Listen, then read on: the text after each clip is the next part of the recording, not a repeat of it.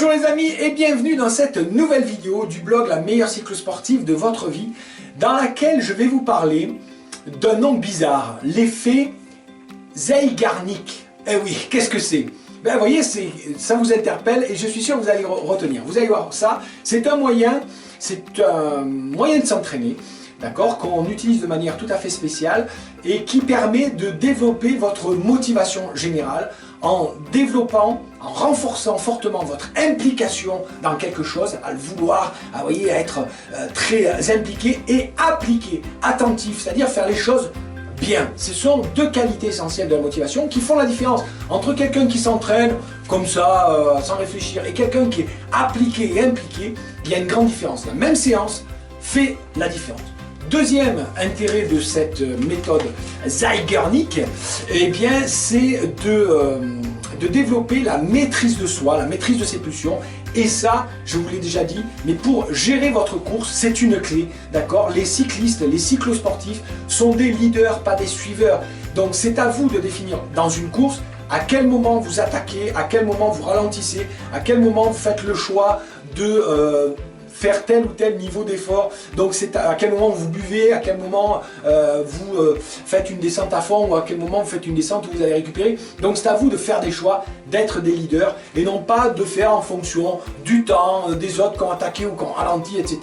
Donc voilà l'intérêt de cette méthode. Alors cette habitude d'entraînement vient de Bluma Zeigarnik, d'accord, qui a observé des enfants et en train de faire des actions, des tâches, des exercices, et elle observait leur réaction, ce qui se passait si ils étaient interrompus d'eux-mêmes ou s'ils décidaient d'être interrompus. Donc c'est ce qu'on appelle aussi la théorie de l'inachèvement, d'accord? C'est quand on n'achève pas quelque chose, et bien qu'est-ce qui se passe? Et ce qu'a mis en avant Bluma, c'est que c'est plus facile de dire que Zeigarnik, et bien c'est que quand une séance est inachevée par une cause extérieure ou par accident, d'accord, on ne va pas au bout de quelque chose, et bien ça génère de la souffrance psychologique sous forme soit de frustration, soit de culpabilité, soit de mésestime de soi, et ça, eh bien, au niveau émotionnel et psychologique, ça fait diminuer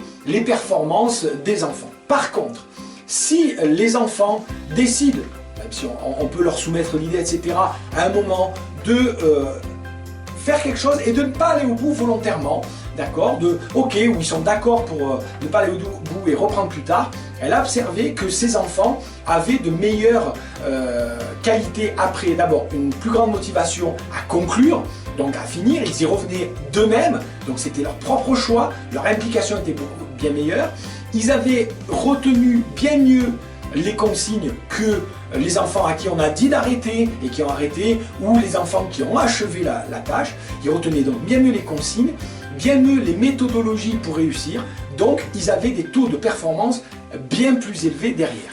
Et donc ce phénomène de Zeigarnik, d'accord, est utilisé dans la psychologie, en entreprise, dans l'éducation des enfants et dans le sport, à mon avis pas assez souvent, pour développer le leadership, la maîtrise de soi des athlètes. Voici la méthode du coup que je vous propose pour apprendre à mieux gérer vos pulsions. Vos pulsions de « je peux pas manger, faire un truc, il faut que j'aille jusqu'au bout ». Ça peut marcher aussi pour la nourriture, complètement, ok. Et aussi de renforcer votre pouvoir de décision, donc de devenir des leaders.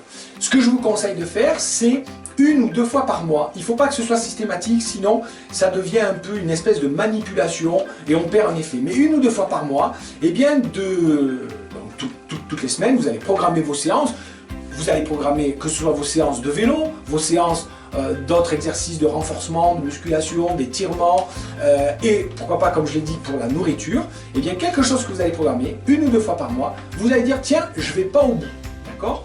Donc juste, je décide de ne pas aller au bout et je finirai plus tard, j'y reviendrai plus tard. Sur le plan physiologique, vous perdez extrêmement peu d'une séance qui est inachevée. Vous avez prévu de faire 10 séries, et bien vous en faites que 5 ou que 6, mais de manière choisie, pas parce que vous n'en pouvez plus. C'est vous qui dites, bon ben tiens là ouais, je suis super bien, ok je reste là. Ben, vous verrez que vous aurez une envie de revenir faire une séance complète la prochaine fois, et vous serez plus appliqué, vous aurez mieux retenu certaines choses, vous verrez que vous dites, ah tiens moi j'avais remarqué un petit détail, un petit truc, et le fait de le reproduire, vous progressez.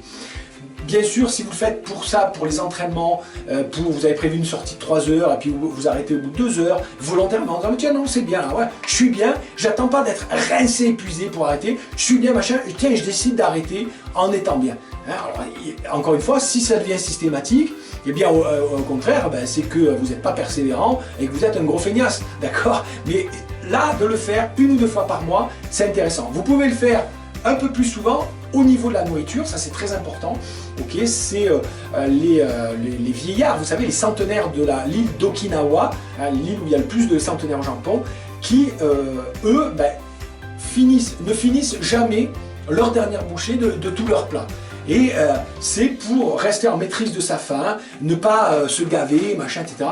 Donc ça, vous pouvez le faire peut-être 1 fois par semaine, ou alors que ça devienne une habitude de repas, de dire, bah tiens, ok, voilà, je mange, je me suis servi, ah ben tiens, je fais le choix de laisser un petit morceau de nourriture. Et vous allez voir que vous allez développer votre capacité, votre maîtrise de soi, c'est-à-dire que plutôt que d'être géré par vos pulsions, vos envies, machin, etc., des automatismes, eh bien c'est vous maîtriser les choix et les décisions que vous prenez. C'est un effet fabuleux pour prendre énormément de confiance en soi, énormément de maîtrise de soi, de gestion de ses pulsions et aussi d'augmenter votre implication et votre application dans les entraînements. Vous aurez beaucoup plus de résultats dans vos entraînements, grâce à vos entraînements, parce que vous êtes plus impliqué, plus motivé.